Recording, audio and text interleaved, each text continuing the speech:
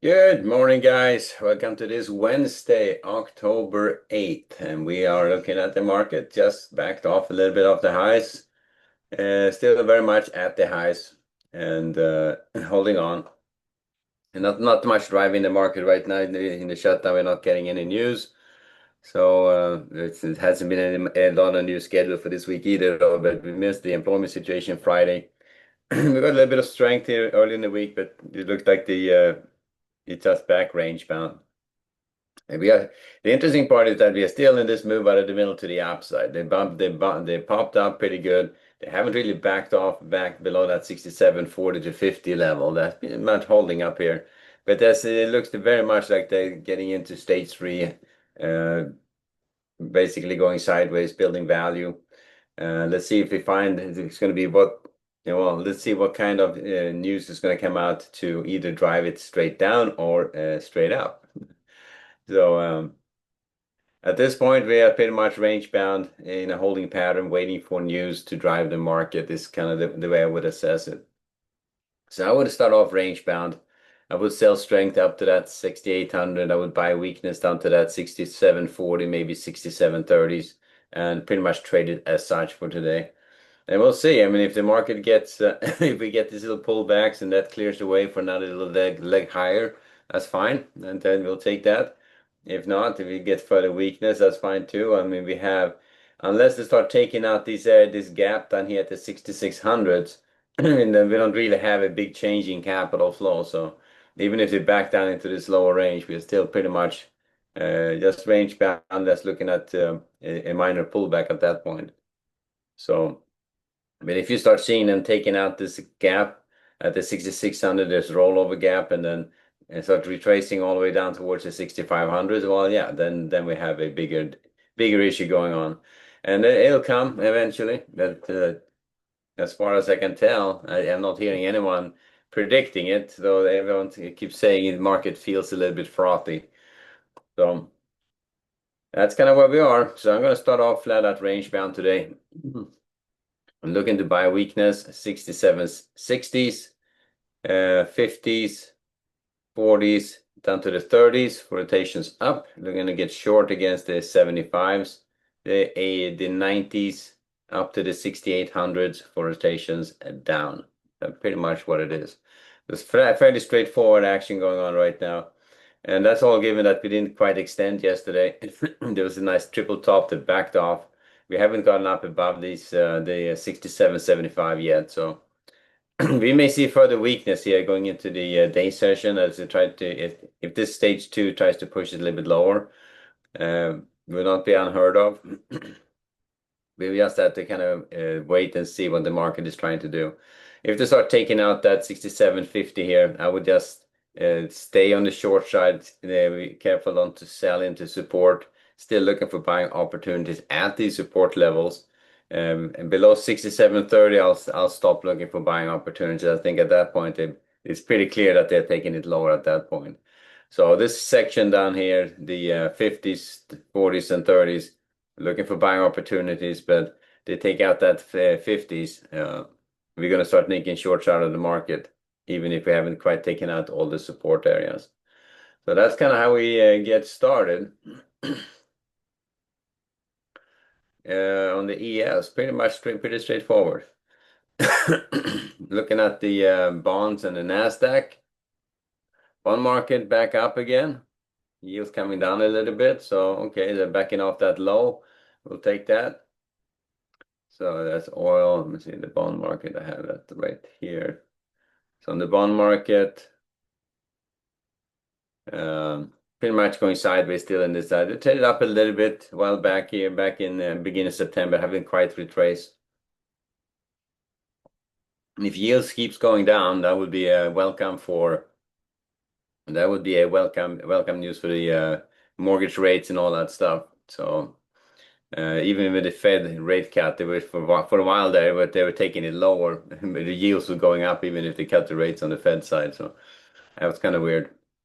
But now we're looking at least back in this range again. So yields coming down a little bit, prices on bonds going higher. I would start off on the long side right now, looking to buy weakness against the 1704s and the 1630 to 17s for rotations up. If they trade below that London low, we have to go back range bound. So that's the way I'm looking at it. There could be a couple of short opportunities here at the 1709 to 10s, at the 12s and the 16s for rotations back down again. They've been up here a couple of times, so that is an obvious resistance area. But above that, I would just look for it running it up to test the 118s at that point. So fairly aggressive on shifting, taking off the long bias if they trade below that London low, but still looking to buy against that 1704s and 1630 to 117s. All right, so that's the bond market. Starting off with a slight bias to the upside on that one. Nasdaq, bigger picture, flat out backing off a little bit from the highs. So pretty much the same dynamic as we have on the ES. They took a little bit higher yesterday. They backed off pretty hard. Nice retest failure. And so far, I haven't gotten up above that 25, 120s just yet. So I would start off range bound. And I'm same as the ES, watching to see if stage 2 is done or if they're going to try to push this a bit lower. Maybe looking at the spot to cut off the selling. So I would start off range bound. I would still look to buy weakness at 25.30s, 24.980s. But below that, the 980s, I would probably stay on the short side and see how far they can take it at that point. Because they can run it all the way down here to the 830s into that attractor down here. But we'll see how aggressive they want to be on that. So looking to buy against these first two support areas. Looking for short setups against the, it's going to be 80s, 120s, 25, 1 and 190s, up to the 25 to 60s for rotations down again. So staying range bound, technically both is a Nasdaq in stage 2. So looking for potential further pullbacks, but it's I would start off range bound on both of them, and let's see if the market wants to try to take it lower. So that's kind of the way I'm going to be looking at the Nasdaq right now. I just adjusted that level here a little bit. On this guy down here, you see a nice. Come on, what is this? There it is. Slow reaction to today. Here it's so basically adjusting this little support area. So we include that JK here. Perfect, right there. Right, so range bound Nasdaq looking to buy weakness against the 25,030s and the 980s, 24,980s. Looking for shorts against 25,980s, 25 120s, 180s, and 260s for rotations back down again. So that's how we get started on the Nasdaq. Fairly straightforward there as well. As long as we don't get news to drive the market, you kind of have just to rely on headlines or whatever comes out in the general news media. Finally, oil and gold. Look at gold go. So I thought they're going to stall a bit at 4,000. No, they took it another $70 higher in the overnight. Are you kidding me?